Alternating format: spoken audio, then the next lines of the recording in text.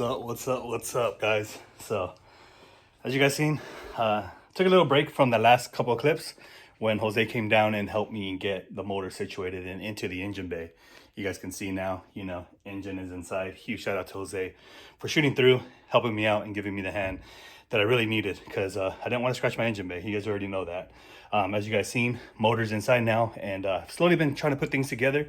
The new K24, unfortunately, doesn't share the same water pump, so I was trying to put the water pump on it, and one of the studs, I actually had to extract it, and that's this stud right here. So that's the one that goes right here. Not sure if you can see it, but this one right here is the one that needs to be pulled out, and then you got a nut here, then you got two other ones that are back here. So 3 of them. All that is pretty much all situated now, so we know we're good to go on this section. Everything is bolted up right now. I took off the alternator. The main reason being is because I am going to be swapping out the alternator on this car, because I'm pretty sure that's what was the cause of my surging of the lights. I did do a voltage check on it before anybody says anything. I did do all that, and it showed that it was maintaining the voltage with no issues at all. But unfortunately, things work the way they are, and I am going to be looking for a OEM alternator, and I'm going to go ahead and see if I can change everything over to OEM to make sure we are golden. But nonetheless, engine is inside the engine bay now, and I'm going to go ahead and continue making a little bit of progress tonight, and then pick up to wherever I can. I'm just waiting for my wife to show up from work. She's still out there, and it's already like 6 o'clock at night. So she's coming all the way from Costa Mesa, which is about 2 hours drive, give or take. So I'm gonna go ahead and take advantage of that time that I have right now to continue putting in work on the car and see how far we can get. So let's just go ahead and get to it.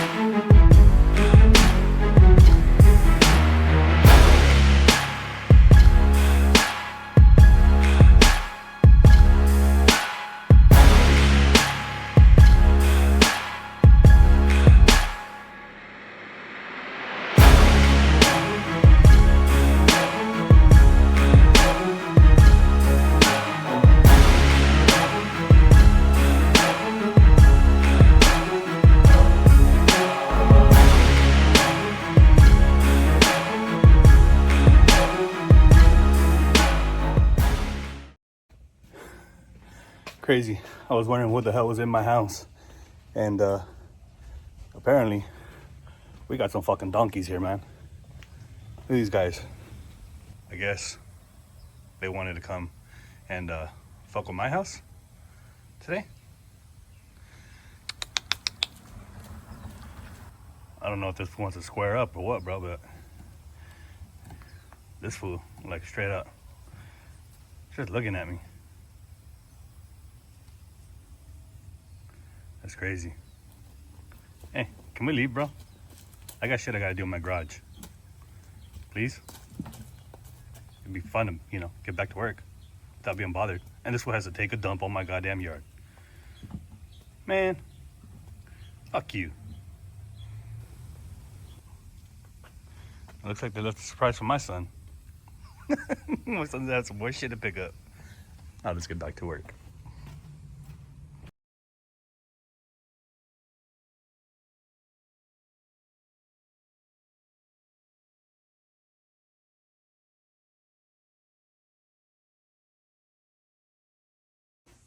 All right, guys. So update is catch can is installed. Fuel lines are all installed. Trying to get everything situated now. Another thing I am going to be doing is I am relocating my battery back to the original spot. Hopefully we should have a lot of heat problems there or any of that stuff. I also pretty much acetoned the manifold because of all the oils and everything else. I still got to connect the rest of the lines there. But right now what I want to do is actually clock this turbo. I got to clock this turbo the way it's supposed to be, like the old one, so that we can get everything routed correctly and securely. Alrighty, guys. So what we're going to be doing right now is actually clocking the turbo so that we can get it in the right position, because in the position that they have it clocked at right now, the oil return is actually on top and it needs to be on the bottom, and the feed needs to be up on top. So we'll go ahead and do that right now. One thing I am also going to have to do is actually order new hardware to mount the turbo. So if you guys are new to all this stuff, Brandon, we have shut up, actually recommended me these a while back, and then I showed Dana what I was running, and that's what he's running now. But huge shout out to Brandon for recommending them, because this actually helps you save the time just in case any leaks were to happen. It prevents it. So this hardware here, you can order it on Jags, I believe, if I'm not mistaken. You can also order it on eBay. I'll go ahead and see if I can find the link and put it in there so you guys can see which one it is. This is for the Honda manifold, and it'll give you the thread pitch, but I forgot all that right now, so I got to look into that. So this hardware actually prevents it, again, from backing out, utilizing this washer right here. So you can see it's kind of a teardrop, and what that does is that, for instance, this will slide in as you tighten it all the way down first until it won't go no more. From there, you actually get this and you tighten it to where if it's gonna loose lefty-loosey, right? So it'll loosen this way. So you put it as close to the housing as possible. And what that does is that it'll lock the bolt in place. But it needs to get fully secured with the C-clip. This C-clip will then lock it into position, and it won't allow the teardrop to move anymore whatsoever. Yeah, I mean, I'm moving it right now with my finger, and you can see, like, it won't move. It locks it in. So this prevents you from having any leaks on gas, or boost leaks or exhaust leaks. It prevents it, basically. So I got to order more of them, because on the last dyno session that we had before, when Dana was here, we thought we had a leak, and everything was hot, and we used a flathead and we were just prying on it, and we ended up breaking 2 of them. So I just need that for now, but I'm going to utilize these ones that I have now, and I'll just utilize the teardrops from the new one. Aside from that, basically now it's just clocking the turbo, getting this set into its position so that way we can get it onto the manifold. I cleaned the manifold also with acetone, just because I didn't want no fingerprints burning off and all that residue. So let's go ahead and clock this turbo real quick and get it set into its position. Put the restrictor on it, the oil feed restrictor, and also the drain plug put on.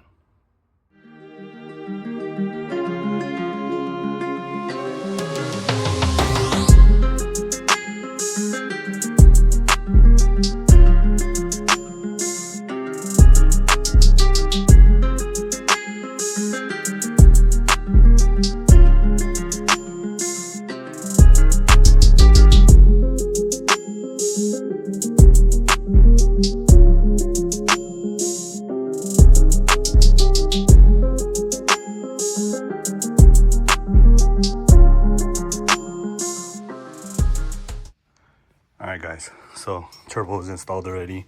One thing I'm gonna go ahead and say that now to make it easier if you guys do get these is leave the housing loose, so that way you can actually get in there with the long wrench. These are 11 millimeters. That's what you're gonna use to tighten them down, and then from there you can clock the turbo back down to how you want it. So I'm leaving mine like that for now, temporarily. Again, you can see now I can run things the way it needs to be ran, and we're closer to getting things situated in the engine bay. So now my coolant line will go ahead and come around from this way, go back into there. So that is the return or the feed, whichever one you want to use. And then the other one will come from the other piping, go around to the turbo, and that way have the cooling of the water itself for the turbo. They do recommend that you cool these ones with water, so that's exactly what I'm doing. So let's go ahead and continue and button up a few more things before we call it an end to the video. Alrighty guys, so pretty much that's gonna pretty much wrap it up for today. As you guys seen, you know, yesterday we got in here, Jose came down. Huge shout out to him for coming down, giving me the hand and being able to get the motor locked in to the engine bay, and it's already pretty much all in. We also managed to get the manifold on, intake manifold, exhaust manifold, turbo, all the lines pretty much ran. There's a few things that I am waiting for right now, and that is the V-band clamp, another one that I need so that I can weld it onto the housing of the turbo. Once I get those, then I can get that situated and finish up all the charge pipes as well. But we did manage to pretty much get all of the vacuum lines, everything else there. There's one line that I'm not sure where it goes to. I gotta do a little bit of research to see where it went, because my retarded ass forgot where it went, and I'm pretty much confused on it right now. And the line that I'm talking about is the one that goes on top of the manifold. I have it down here right now because I don't know where exactly it goes.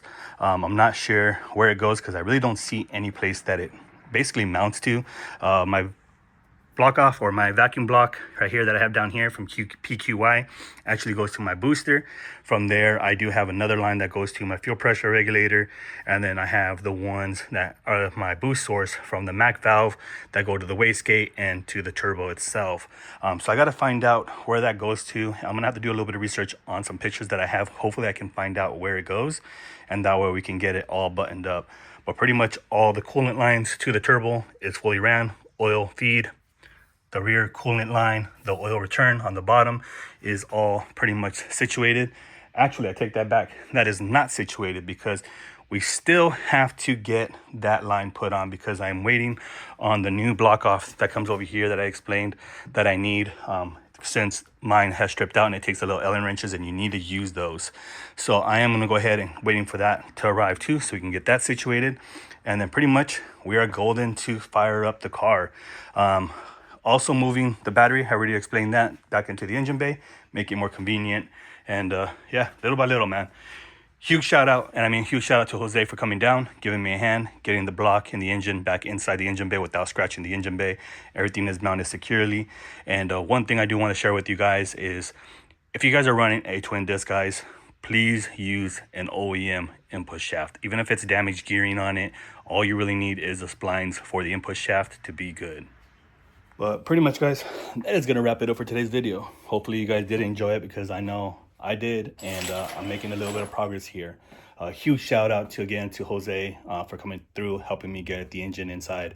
And also, first and foremost, in all honesty, huge shout out to my wife for having my back and pushing me forward to get this shit done, so that way I can be happy again. Because, not gonna lie, having the car down, man, actually sucks, coming in here and seeing it with nothing in it at the time. But everything is going smooth now. Engine is inside the car now, in the engine bay. Pretty much everything is plumbed up. There's a few more things I got to figure out, but we'll get all that situated here on the next video, and hopefully be able to start up the car and then start doing the fabrication to the housing and the charge pipe. But nonetheless, I'm happy where everything is going, and I'm stoked for what's to come. Because if you guys aren't aware, I do plan on going to IFO in Vegas. I'm not sure if it's on the 2nd or the 7th. I still got to do a little bit of homework on that. But me and my brother talked about it briefly along with Jose. We're trying to make it over there. Trying to see if we can just have some fun, attend the event, go out there and have fun. My brother's car is running, Jose's car is running, and if my car is running and everything is going as smooth, we'll be out there having some fun along with Dana. Because again, we have talked about it, and we're trying to plan things out so that we can make shit happen. But nonetheless, guys, I'm stoked from where we're at. If you guys look forward to more content of the all-wheel drive EK being fired up, ready for the dyno, please comment, like, subscribe. Let me know down in the comments what you guys think. And yeah, we'll catch you guys on the next one. Till next time, guys.